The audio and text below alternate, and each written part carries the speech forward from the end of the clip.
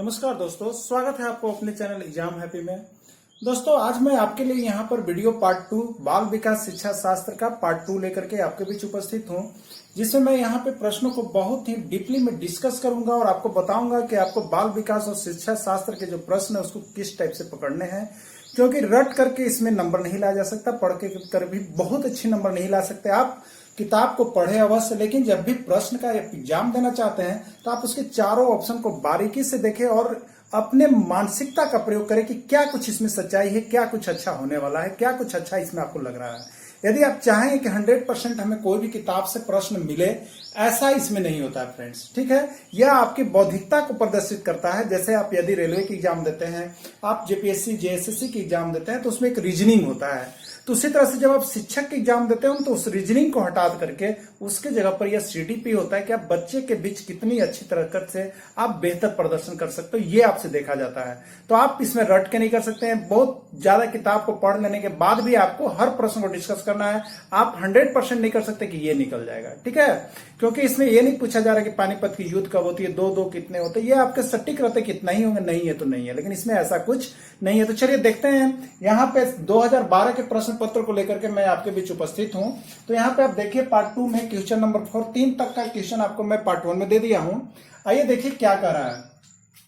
शिक्षार्थी वैयक्तिक भिन्नता प्रदर्शित करते हैं, अतः शिक्षक को चाहिए। तो फ्रेंड्स, आप जानते हैं कि जो भी शिक्षार्थी आपके बीच है, जो भी बच्चे हैं, सभी की रुचि अलग अलग होती है, सभी की पर्सनालिटी डिफरेंस होते हैं, सब एक जैसे नहीं होते हैं, उनमें सब में डिफरेंस पाए जाते हैं। तो उसको आप किस तरह से हैंडल करेंगे, किस तरह से उसको सभी को एक जगह बैठा करके क्लास लेंगे, ये आपसे पूछा जा रहा है। कि शिक्षार्थी जो है वो वैयक्तिक भिन्नता प्रदर्शित करते हैं, अलग अलग पर्सनालिटी डेवलपमेंट से आते हैं, तो उनको किस तरह से आप यहाँ अच्छा प्रदर्शन करवाएंगे। क्योंकि आपके पास पर्सनालिटी के आधार पर क्लास नहीं होता है, आपको यहाँ पे समावेशी शिक्षा है और सभी एक जगह मिलकर के ही पढ़ते हैं, लेकिन सभी को आपको देखने हैं, वो आप कैसे करेंगे ये पूछा जा रहा है इसमें।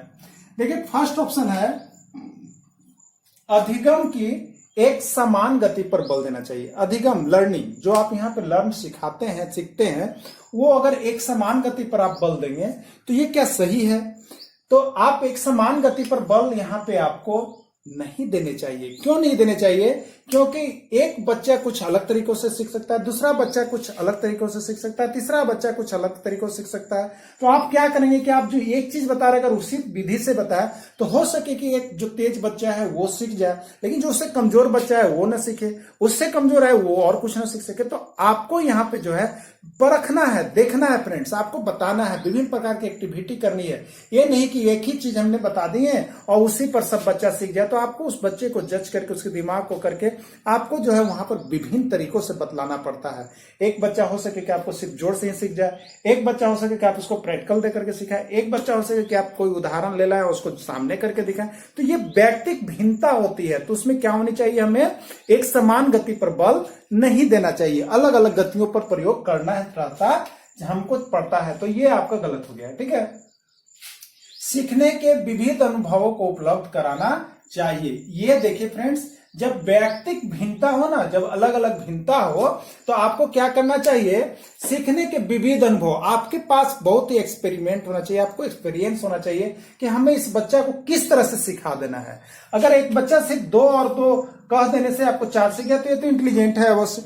लेकिन एक बच्चा नहीं सीखता है तो आप पेन और उसको इस तरह से करके पेंसिल के माध्यम से भी 1 2 3 4 सिखा सकते। यानी आपको डिफरेंस प्रकार के एक्सपीरियंस के आधार पर बच्चे को सिखाना पड़ता है वो बच्चा कैसा है। क्योंकि अगर सभी बच्चे तेज होते तो क्या सभी आईएएस बन जाते, लेकिन यहाँ पे सभी नहीं होते। लेकिन हमको उसके अनुरूप लाना है, जितनी उसकी क्षमता होनी चाहिए उसको प्रदर्शन करवाना है। इसके लिए आपको क्या करना चाहिए, तो व्यक्तिक भिन्नता है, इसलिए हमें विविध अनुभवों को उपलब्ध कराना चाहिए, उसको विभिन्न प्रकार से बतलाना चाहिए, विभिन्न प्रकार के अनुभव उसको दीजिए जिससे वह बच्चा सीख सके, कमजोर भी, तेज भी, और सबसे कमजोर डल बच्चा भी आपको आगे आ सके। तो ये ऑप्शन अभी सही लग रहा है, ठीक है। आगे चलते हैं। कठोर अनुशासन सुनिश्चित करना चाहिए, ये सबसे गलत चीज है। यदि आप कठोर अनुशासन कर देंगे तो क्या वो अनुशासन होने चाहिए, लेकिन हमें ये नहीं करने वाला। कठोर अनुशासन का मतलब ये नहीं होना चाहिए कि अगर शिक्षक जा रहे हैं तो आप उसको इतने अनुशासित कर दिए हैं कि बच्चे डर से कांप रहे हो। बच्चे जब छुप जा रहे हो, ऐसे नहीं होना चाहिए। बच्चों को अनुशासन का मतलब कि उन्हें किससे क्या बिहेव करना, समाज में किस चला, ये सही है, लेकिन ये नहीं है कि कठोर अनुशासन में आपसे बच्चा बोले नहीं, आपसे बच्चा कुछ पूछे नहीं, आपसे डर उसको बना दे, ये गलत बात है।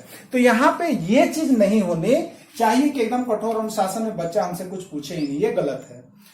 परीक्षाओं की संख्या बढ़ा देनी चाहिए, इससे व्यक्तिगत भिन्नता में कोई अंतर नहीं पड़ता है। आप परीक्षा लाख ले लेंगे, लेकिन अगर उन्हें समझ में नहीं आएगी तो परीक्षा क्या खाक देंगे? दे सकते हैं? बताइए आप हमको, नहीं दे सकते हैं। यानी अगर ये व्यक्तिगत भिन्नता है तो आप में व्यक्तिगत अनुभव भी होने चाहिए एक शिक्षक में। इसीलिए आपको सीडीपी यहाँ पे पढ़ाया जाता है, चाइल्ड डेवलपमेंट एंड पेडागोगी, बच्चों की शिक्षण शक्ति को जानने के लिए, उसके शिक्षा शास्त्र को, उस बच्चा को देख करके उसको पहचानने की आप में कैपेसिटी होनी चाहिए कि इस बच्चा को क्या हमें देना है और क्या इसको चाहिए। तो अगर व्यक्तिगत भिन्नता है तो आपको क्या होना चाहिए? सीखने के विविध अनुभवों को उपलब्ध कराना चाहिए उन सभी बच्चों को, जिससे कि वह अच्छे से सीख सके। तो ये क्वेश्चन नंबर 4 है। चलिए इसका आप स्क्रीनशॉट ले लेंगे, फिर मैं मिलूंगा आपसे अभी क्वेश्चन नंबर 5 लेकर के आपके बीच उपस्थित होऊंगा। देखिए फ्रेंड्स, नेक्स्ट क्वेश्चन आपके पास आ गया है, क्वेश्चन नंबर 5 है। यह प्रश्न क्या कुछ कह रहा है देखेंगे हम इसमें। वाइगोत्स्की बच्चों के सीखने में निम्नलिखित में से किस कारक पर बल देते हैं? देखिए, बच्चों को सीखने में विभिन्न यहाँ पे जो है आपको बच्चों को सिखाने के लिए जो है विभिन्न प्रकार के यहाँ पे शिक्षा शास्त्र हुए, जिसमें आपको सबसे जो महत्वपूर्ण शिक्षा शास्त्री यहाँ पे जो आपके उपलब्ध हैं वो है वाइगोत्स्की। ये बच्चों को सीखने में किस चीज पर बल देते हैं कि बच्चे किस प्रकार से ज्यादा अच्छे सीखते हैं, उनकी क्या भूमिका है, वे किस टाइप से बच्चों को अच्छे सीखने को मानते हैं, ये चीज आपको पढ़ना है फ्रेंड्स। तो इसके लिए आपको जो है यहाँ पे सभी के सिद्धांत पढ़ने होंगे, सीखने के सिद्धांत, लर्निंग थ्योरम्स, जो बच्चों के सीखने का सिद्धांत कौन कौन है और विभिन्न वैज्ञानिकों ने क्या क्या सीखने के सिद्धांत को कहा है। तो आप जब उसको पढ़े हुए रहेंगे तो ये प्रश्न आपको बन जाएगा। तो आइए हम यहाँ पे आपको बताते हैं कि वाइगोत्स्की के बारे में क्या सिद्धांत उन्होंने बच्चों के बारे में दिया है। तो सबसे पहले मैं आपको यहाँ पे बता देता हूँ वाइगोत्स्की का सिद्धांत क्या है, उसके बाद मैं चलूंगा ऑप्शन पर, जिसके बाद यहाँ पे देखेंगे कि क्या है। देखिए फ्रेंड्स, यहाँ पे जो वाइगोत्स्की हुए, वाइगोत्स्की जो यहाँ पे शिक्षा शास्त्री हुए, बाल विकास शिक्षा शास्त्र हो गए, तो वाइगोत्स्की जो है वो आपको कहते हैं, वो जेडीपी का सिद्धांत दिए ना। वो किसका सिद्धांत दिए? आपका जेडीपी का सिद्धांत, जिसका मतलब होता है निकट विकास क्षेत्र। ठीक है, निकट विकास क्षेत्र है। इस क्षेत्र का मतलब है कि बच्चा जो है वह रट करके नहीं सीखता है, वह बोल करके नहीं सीखता है, बल्कि वह परिवेश की चीजों, निकट की चीजों, निकट में जो विकास हो रहे हैं उस चीजों को देख करके एक बच्चा जो है बहुत ही बेहतरीन तरीकों से सीखता है। यानी वह निकट में रह करके, मतलब समाज के बीच रह करके वो बहुत ही अच्छी तरीके से सीखता है। यानी इनका कहना था कि कोई बच्चा रट करके या निष्क्रिय रूप में सीख रहा है, उससे अच्छा वह बच्चा है जो समाज के बीच में रह करके और उसको अनुभव करके सामाजिक रूप में सीखता है, प्रकट करता है, वो उससे ज्यादा अच्छा बच्चा होता है।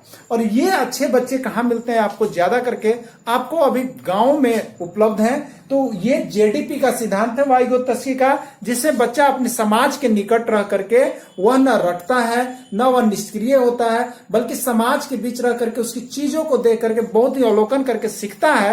वो वाइगोत्स्की का सिद्धांत है। तो आइए देखिए इसमें क्या आपको ऑप्शन दिया गया है। पहला है सामाजिक। तो ये वाइगोत्स्की ने है वो किस पर बल दिया? तो अपने समाज के निकट क्षेत्रों में रह करके बच्चा सीखता है, वो सबसे अच्छा बच्चा होता है। यानी अभी उनके अनुसार ये सही है। आनुवांशिक, ऐसा कोई बात नहीं है फ्रेंड्स कि जिसके पिताजी और माताजी दोनों एकदम मूर्ख हो उसके बच्चे भी मूर्ख होंगे और वो कुछ नहीं सीखेंगे, ऐसा नहीं होता है, एक्सेप्शन होता है। ठीक है, तो आनुवांशिक सीखने की कोई प्रक्रिया नहीं होती है। यदि आपने नहीं पढ़ा तो हो सके कि आपका बच्चा आईएएस बन जाए, आपका अगर आप चोर है तो हो सके कि आपका बच्चा जो है वो दरोगा बन जाए, पुलिस बन जाए। ये आनुवांशिक इसमें नहीं चलती है। ठीक है, नेक्स्ट है आपको नैतिक। नैतिक यहाँ पर जो नैतिक जो है वो भी काम नहीं करता है कि आप नैतिक के आधार पर यहां पर चलेंगे। तो सभी शिक्षा शास्त्री का अलग अलग मत है, मैं ये नहीं कहना चाहूंगा, लेकिन यहां पर वाइगोत्स्की जो है वो किस सिद्धांत पर काम किए थे? जेडीपी यानी निकट विकास क्षेत्र, यानी आदमी अपने निकट के परिवेश में रह करके जो वह सीखता है वो सबसे अच्छा सीखने की प्रक्रिया को वो मानते हैं, न कि उसको रटना पड़े, न कि उसको निष्क्रिय रहना पड़े, कुछ बोल रहा आदमी तो उसको कहे नहीं। तो ये चीज इन्होंने इस पर बल नहीं दिया है, उन्होंने निकट विकास क्षेत्र यानी सामाजिक शक्ति पर बल दिया है। तो आपको याद रखना है कि वाइगोत्स्की जो है बच्चों को सीखने में किसकी अहम भूमिका मानते हैं? तो वो सामाजिक शक्ति की अहम भूमिका मानते हैं, और वो सामाजिक आंसर होगा। ये हो गए आपके आंसर ए। फ्रेंड्स, आप इसका स्क्रीनशॉट ले लेंगे, फिर मैं अभी आपको मिलूंगा नेक्स्ट वीडियो के साथ, नेक्स्ट यहाँ पे तो नेक्स्ट क्वेश्चन लेकर के। तो चलिए आप इसमें काम करेंगे। अब मैं आता हूं नेक्स्ट प्रश्न पर। देखिए फ्रेंड, नेक्स्ट प्रश्न आपके पास उपस्थित है। ये प्रश्न कह रहा है कि एक शिक्षिका विद्यालय में जो पढ़ाती है वह शिक्षिका अपने शिक्षार्थियों की विभिन्न अधिगम शैलियों को संतुष्ट करने के लिए वैविध्यपूर्ण कार्यों का उपयोग करती है, वह ...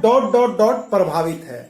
मतलब यहां पे कहा जा रहा है कि अपने विद्यालय में एक शिक्षिका जो है वह अपने बच्चों को सिखाने के लिए वो भिन्न भिन्न प्रकार का प्रयोग करे, विभिन्न प्रकार का, किसी को कॉपी पर लिख करके सिखा रही है, किसी को ड्राइंग शीट पर बना करके कर रही है, किसी को बोर्ड पे बता रही है, किसी को कुछ एग्जाम्पल देके बता रही है, वो माने विभिन्न प्रकार से सिखाने का प्रयास कर रही है। तो वह जो है बाल विकास शिक्षा शास्त्र के अंतर्गत जो सीखने का सिद्धांत है, तो वह किसके सिद्धांत से प्रभावित है और वो ऐसा काम कर रही है, यह प्रश्न में ये पूछा जा रहा है। तो अब आइए देखते हैं, यहाँ पे बहुत लोगों का सिद्धांत है, जैसे भी आपने देखा वाइगोत्स्की का है, गार्डनर का है, जीन पियाजे का है। तो विभिन्न लोगों ने विभिन्न चीजों पर सिद्धांत दिया है, वो सिद्धांत आपको याद होने चाहिए कि वाइगोत्स्की ने किसका सिद्धांत दिया है, जीन पियाजे ने किसका सिद्धांत दिया है, गार्डनर ने किसका सिद्धांत दिया। ये सिद्धांत आपको देखने हैं और याद कर लेने हैं। तो आइए फ्रेंड्स, यहाँ पे देखिए आपका 4 ऑप्शन है।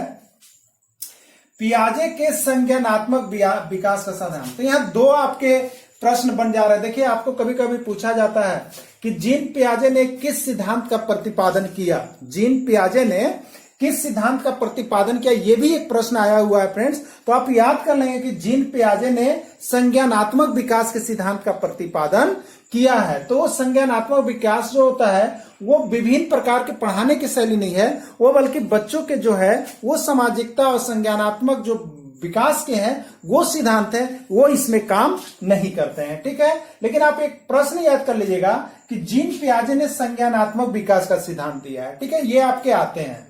नेक्स्ट है आपका कोहल वर्ग के नैतिक विकास का सिद्धांत। तो ये नैतिक विकास का सिद्धांत जो है उसके यहाँ पे मोरल से जुड़े हुए रहते हैं, जिसमें बच्चों के मोरल को देख करके यहाँ पे उनके सीखने की प्रक्रिया बताई गई है। तो यहाँ पे जो शिक्षिका है वह मोरल नहीं देख रही है, वह विभिन्न प्रकार का प्रयोग कर रही है जो कि सिद्धांत से संबंधित नहीं है। तो ये भी इसमें सही नहीं होगा। लेकिन आप याद रखिएगा कि कोहल वर्ग ने कौन से सिद्धांत का प्रतिपादन किया, तो कोहल वर्ग ने नैतिक विकास के सिद्धांत का प्रतिपादन किया है।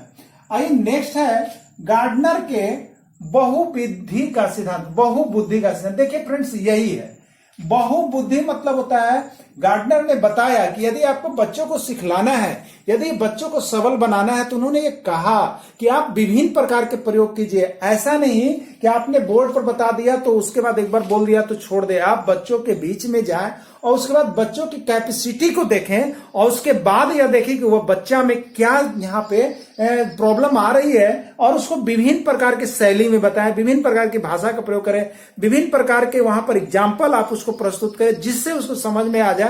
तो यही विभिन्न प्रकार के जो मैडम यहाँ पे जो विभिन्न प्रकार के प्रयोग कर रही थी वो किससे प्रभावित थी, वो किसके विचार से प्रभावित थी, वह किसके सिद्धांत से प्रभावित थी, तो वह प्रभावित है गार्डनर के बहुबुद्धि का सिद्धांत। ठीक है फ्रेंड्स, गार्डनर के बहुबुद्धि के सिद्धांत से मैडम वो प्रभावित थी, जो आपको सी ऑप्शन है और ये आपका सही आंसर होता है। नेक्स्ट है वाइगोत्स्की के सामाजिक। तो ये क्या बताए हैं, वाइगोत्स्की बताया कि सामाजिक संस्कृति का सिद्धांत, यानी बच्चा जो है सबसे ज्यादा समाज में सीखता है, न कि वह रट कर सीखता है, न वह निष्क्रिय रूप में सीखता है, बल्कि समाज के बीच में रह करके वह जितना अच्छा से सीख सकता है उससे अच्छा और कोई उसको नहीं सिखा सकता है। तो यहाँ पे ये जो सिद्धांत हो गया वो वाइगोत्स्की के सामाजिक संस्कृति का सिद्धांत है।